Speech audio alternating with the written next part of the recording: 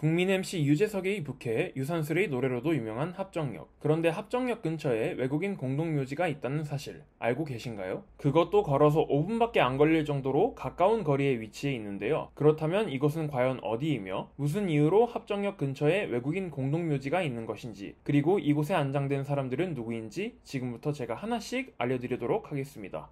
합정역 인근에 위치한 할리스 커피 옆골목으로 약 5분 정도 걸으면 이번 영상의 장소 양화진 외국인 선교사 묘원이 나옵니다. 그런데 여기서 한 가지 궁금증이 생깁니다. 서울 내에 많은 장소들이 있는데 왜 하필 이곳에 공동묘지가 생기게 된 것일까요? 여기에는 당시 이 근처에 위치했던 항구이자 오늘 장소의 이름에도 들어가는 양화진과 밀접한 관련이 있습니다. 양화나루라고도 알려져 있는 양화진은 한강나루, 삼전도나루와 더불어 조선의 3대 나루 중 하나였습니다. 지리적으로 한양의 서쪽에 위치해 있다 보니 서양에서 오는 선교사들이 주로 이곳을 통해서 한양에 들어왔습니다. 그러면서 외국인 선교사들에게는 양화진이 익숙한 장소로 여겨지게 됩니다. 그런데 이곳에 묘원이 들어서게 된 결정적인 사건이 하나 있었습니다. 조선시대 말 왕립 의료원인 제중원의 의사, 미국인 존 헤론이라는 사람이 세상을 떠나게 된 것이었는데요. 여기서 문제가 하나 발생합니다. 존 헤론이 세상을 떠난 시기가 한여름인 7월이었는데요. 묘자리를 빠르게 구하지 못하면 시체가 상할 수도 있는 상황이었습니다. 이에 미국 공사관은 조선 정부의 정동에 위치한 자신들의 공사관 내부에 묘자리를 만들겠다고 했지만 조선 정부는 사대분 내에 외국인의 묘자리를 만드는 것은 안 된다라며 거절을 합니다. 이에 미국 공사관은 자신들에게 익숙한 장소인 양화진의 땅을 줄 것을 요청했는데요. 이를 조선 정부가 승인하면서 결국 존 헤론이 이곳에 첫 번째로 안장됩니다. 이후 이곳에 자연스럽게 외국인 선교사들의 묘자리가 만들어지면서 이곳은 구한말 우리나라를 위해 공헌한 언론계, 교육계, 종교계 외국인 인사 500여 명이 안장된 외국인 선교사 묘원으로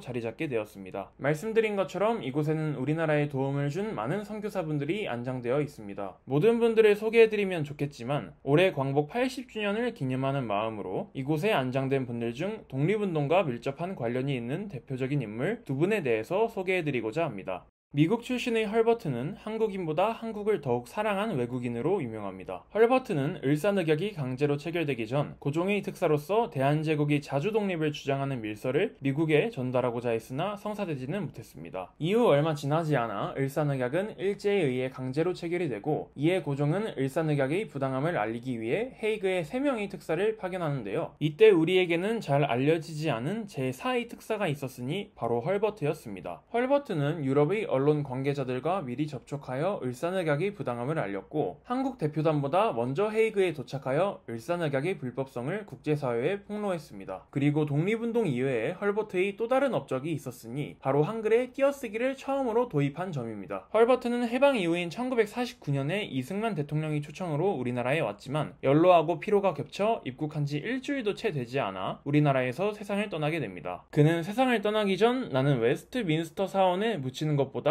한국 땅에 묻히기를 원한다라는 유언을 남겼고, 그의 뜻에 따라 그의 시신은 양화진 외국인 선교사 묘원에 안장되었습니다.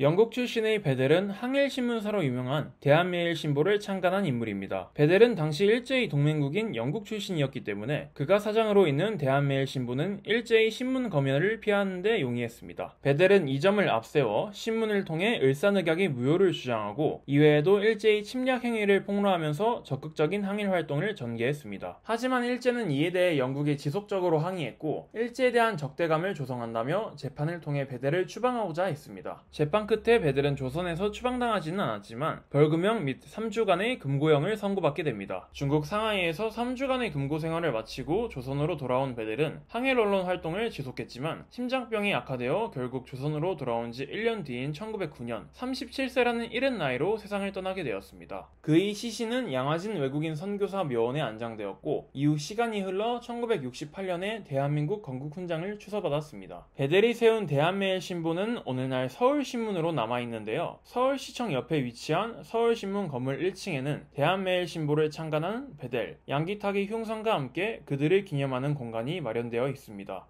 이렇게 양화진 외국인 선교사 묘원과 그곳에 얽힌 이야기들을 살펴봤습니다. 개인적으로 서울 한복판에서 서양식 공동묘지를 볼 수 있다는 건 상당히 이색적이고 특별한 경험이라고 생각합니다. 합정역에서 도보로 이동할 수 있을 정도로 접근성도 괜찮으니 시간 되실 때 혹은 한강 놀러 가시면서 한번 찾아가 보시는 것을 추천드립니다. 물론 역사적인 의미를 되새기면서 말이죠. 그럼 저는 오늘 영상 마무리해 보겠습니다. 시청해주셔서 감사합니다.